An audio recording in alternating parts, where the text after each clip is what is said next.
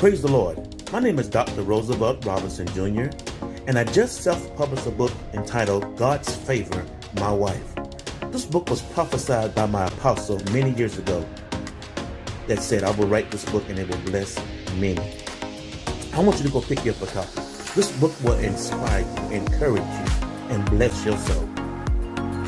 If you're seeking for salvation, if you're seeking for a closer walk with God, if you're looking for ideas for your youth ministry, if you're looking for that husband or searching for that husband or wife that God has promised you or that you desire, this book will inspire you, encourage you, and help you on your journey with God.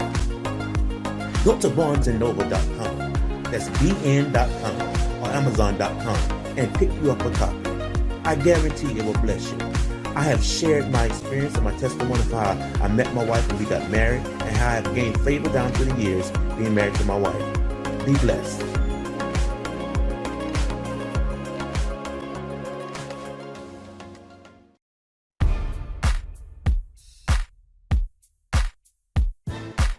We're grateful for who God is. That list of names given, holy and mighty and all of that, that's just the beginning of things. When Jesus was jousting with the Pharisees, Jesus made it clear to them that when you start talking about me, you're talking about something that surpasses Abraham.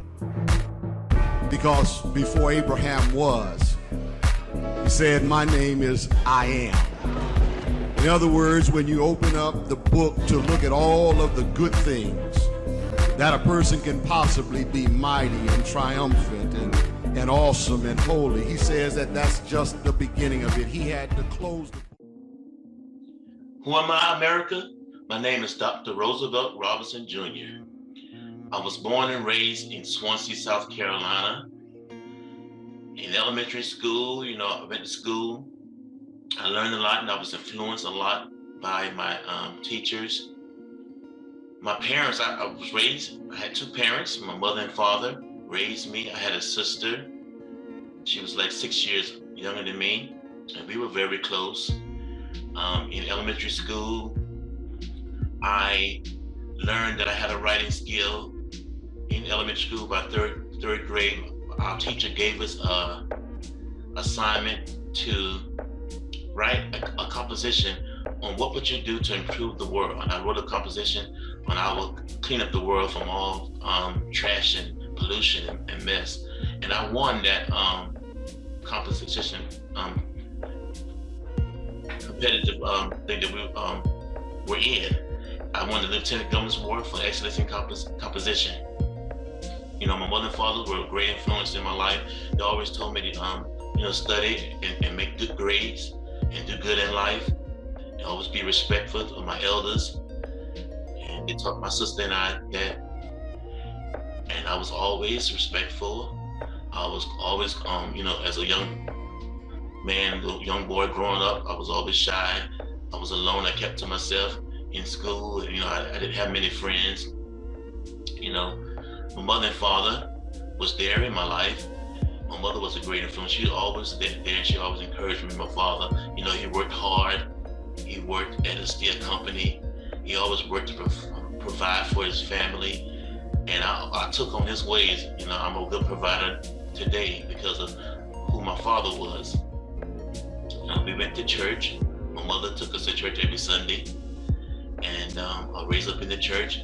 I learned that I had the gift to sing, but I didn't use it until I got in high school because I was so shy.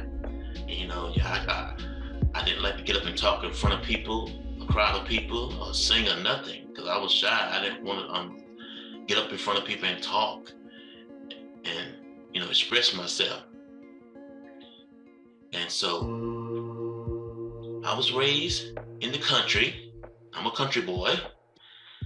In middle school, I came out a little bit and came out of my shyness and quietness and loneliness, and I began to make friends and open up a little bit and clown around and to make friends and to be a part of the in crowd. I grew out of that shyness a little bit, met a lot of friends, and I was often tempted to do things like smoke and maybe drink and go out to clubs, but I was still in my parents' house, so wasn't able to. They didn't allow you to hang around and hang with people and go to people's houses and go places like other kids would go out and be able to go out and things. We were not allowed to do that. One time I got to go out and go to when I was in high school, when I started being a part of the marching band. I was part of the marching band. I played trumpet in high school. I was part of the marching band, and we had games. And then my parents allowed me to, I got my driver's license. I drove bus in school, in high school. Got my driver's license that allowed me to drive to school sometime. And sometimes, I had to drive to my games to be a part of the band. And that's when it started giving me freedom to, go and to be out amongst friends and, do things. And so I played on the band, the trumpet, marching band, made friends, kind of around a little lot, but I always got my own work done. I was in AP classes in high school. I made good grades, made the honor roll at times. And, my parents were a great influence. They always told me to do good and you prosper in life. Keep God first. Always do the right thing. They were great influences in my life. And in high school, I started working at fast food restaurants. I started meeting people there. And I started getting into things that I shouldn't have gotten in. I started, hanging with the fellas and smoking, weed and drinking alcoholic beverages, just hanging out, going to parties, and all the things that teenagers did back in my day, But I didn't let it consume me. I didn't get caught up in drugs and things. I had the opportunity, but thank God, one of my friends said, "No, don't do that. Don't do that. You don't want to get involved with that." So that was the grace of God that kept me from, being hooked on or getting caught up in drugs. And so, I had a lot of good days in my coming up as a young boy and a teenager, and I had some bad days, but my parents were always there. Always had parents in my life, and I thank God for that, for their love and their guidance and their support. My sister and I have two sisters. One is 6 years younger than me, and I'm 14 years older than my baby sister. And my sister and I were close. We did things together. We always, played and talked, and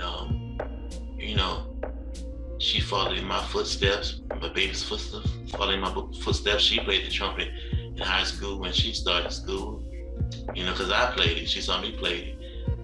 My sister, she was a very intelligent young lady, and she would always try to follow my example. So I try to set a good example for both of my sisters. And I just thank God, for my upbringing, and I thank God for what He's brought me and what I'm in today. I'm author today because of the teacher that gave me that opportunity to write, and I won that Lieutenant Governor's Award for Excellence in Composition. And I'm an author now today because of my excellent writing skills and how my teachers influenced me. Who am I, America? Again, my name is Dr. Roosevelt Robinson Jr. In high school, I learned that I had a gift of singing. Well, I learned that as a young boy. I knew I could always sing, but I started singing in church in the usher board. I came out of that shyness, hanging with friends and, growing up and just maturing. And I began to sing in church on the usher board. And so I knew I had to get to sing. I was very, very musical inclined. I told you I was on the marching band. I played trumpet in the marching band. I could play the drums a little bit. Tried to learn to play the keyboard, but I never did pursue that. And in high school, I drove bus. So I did a lot of things, had hanging with a lot of friends, met a lot of friends, started working at fast food restaurants and meeting a lot of people. And I knew that one day I would be a singer, a gospel recording artist. That was always a dream in my heart, to sing and share my gift with the world, because God told me that as a little boy. I mentioned before earlier that God told me that one day I'll be singing, I'll be a gospel artist, singing and traveling on the world, sharing my gift of singing, doing what other gospel artists are doing today and back then. And that dream has come true. I was blessed to release an EP entitled Here We Are, under my artist name, Frankie Robinson. So in my high school days, I always knew that I was going to be a singer one day. That was always in my heart and my spirit. After high school, graduated, I went to South Carolina State College for 2 years.